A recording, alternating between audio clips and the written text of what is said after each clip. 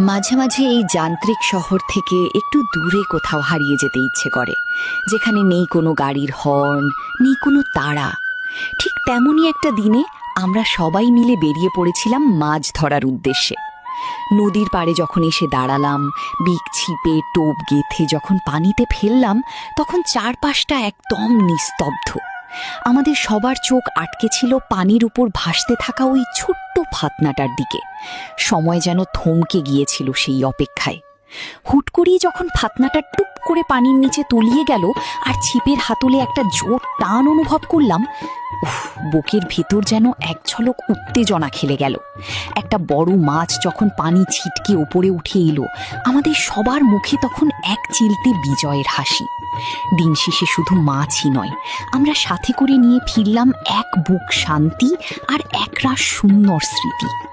অনেক দিন ধরেই প্ল্যান চলছিল, অবশেষে আজ আমরা চলেই গেলাম মাছ ধরতে। ভাবছেন সবাই খুব শান্ত হয়ে বসে মাছ ধরেছি? একদমই না। আমাদের এই মাছ ধরার মিশন মানেই তো এক বিশাল হুল্লোড়। নদীর পাড়ে গিয়ে ছিপ ফেলা থেকে শুরু করে কার ছিপে আগে মাছ উঠবে এই নিয়ে চলল তুমুল প্রতিযোগিতা। কেউ একজন যেই বলল, ওই দেখ আমারটায় টান দিয়েছে, অমনি সবাই মিলে হইচই শুরু করে দেওয়া। এই আনন্দটা আসলে অন্য কোথাও পাওয়া যায় না। এর মধ্যে আবার কারোর ছিপের সুতো গেল ছিঁড়ে, কেউ আবার মাছ তুলতে গিয়েও ফসকে ফেললো।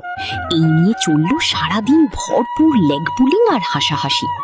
দিন শেষে আমাদের বালতিটা হয়তো মাছে একদম ভরে যায়নি, কিন্তু আমাদের মনটা এক ঝুড়ি খাঁটি আনন্দে ভরে গেছে। বন্ধুদের সাথে কাটানো এরকম একটা দিন সত্যিই জীবনের অন্যতম